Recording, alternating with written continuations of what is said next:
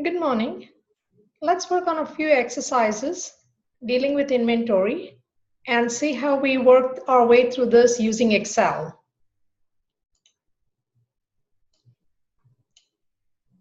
So we'll start with the exercise 6-2, and this is an issue where we have Ryder Company's inventory account, which is at $740,000, and the auditor has to decide whether to include or not include certain items based on the information provided. So we'll go through each of these items. So what I have done over here is I have the five different situations presented over here. I have three columns, one for what action to take. The second is for the amount, that's the 740,000, that's the year-end balance. And then I have a third column over here to give a reason as to why I'm including or not including these items. So the first one states that included in the company's count is $228,000 worth of inventory that we are holding on consignment. The goods belong to NADA Corporation. So we are Ryder Corporation.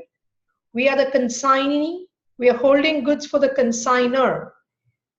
In this case, remember what we had talked about in one of the videos. We will never include, the consignee never includes these goods in their books. So they have to exclude it, which means I need to subtract this amount.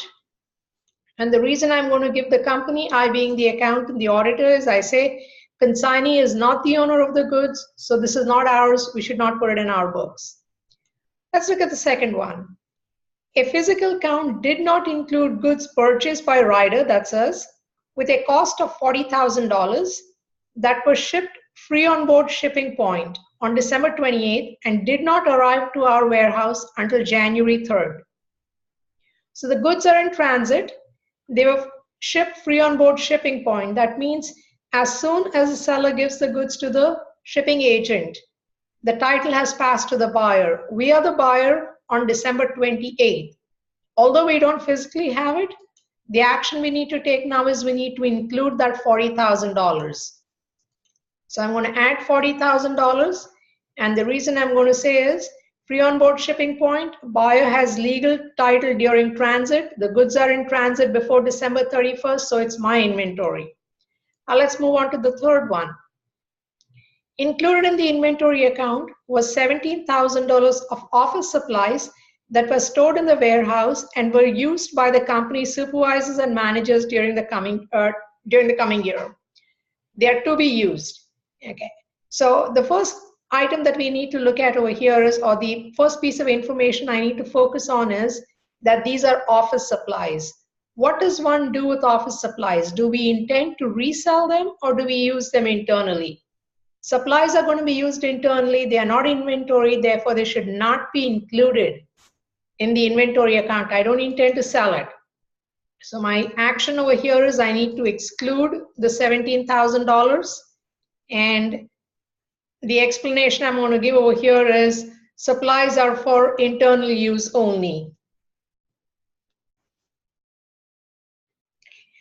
The fourth one now is the company received an order on December 29th that was boxed and was sitting on the loading dock awaiting pickup on December 31st. The shipper picked up the goods on January 1st and delivered it on the 6th. The shipping terms were free on board shipping point. The goods have a selling price of $40,000 and a cost of $29,000. The goods were not included in the count because they were sitting on the dock. Again, like the first one, the issue is, like the second one, the issue is the goods are in transit. Once they're picked up by the shipping agent, when it's free on board shipping point, the title passes from the seller to the buyer. We are the seller in this case. When did we give it to the shipping agent? On January 1st. So on December 31st, it's still ours. So we need to include it. Now, quick question. What price do I include it at? 40 or 29? At 29, cost. 40 is selling price. I won't put it at selling price. Okay. So the explanation again is free on board shipping point. Okay. So this is our inventory. Now let's look at the last one. Included in the count is $50,000 of goods that were that were parts of a machine that the company no longer make, given the high-tech nature of the writer's products, it's unlikely that these obsolete products would have any other use. However, management would prefer to keep them on the books at cost since we paid for them already. It would be nice if we can just make up our own accounting rules. But the reality is, if you have something, inventory, that is obsolete and you know it is obsolete, what do we need to do? We need to exclude it. We basically take a write-off on this. We don't include it. So I'm going to subtract that $50,000. It's the lower of cost or market principle. Basically, we are saying the market is zero for this, so I need to take it off my books.